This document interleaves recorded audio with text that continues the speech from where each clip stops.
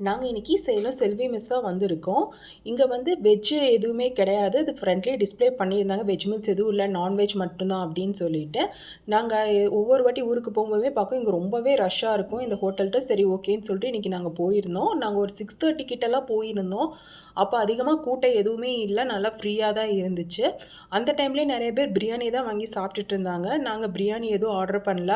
பரோட்டா தான் ஆர்டர் பண்ணியிருந்தோம். ஃபர்ஸ்ட்டு ஆளுக்கு ஒரு பரோட்டா ஆர்டர் பண்ணியிருந்தோம். பரோட்டா வந்து நாங்க வந்து 1 பீஸ் வந்து ₹40 கிட்ட வந்துச்சு.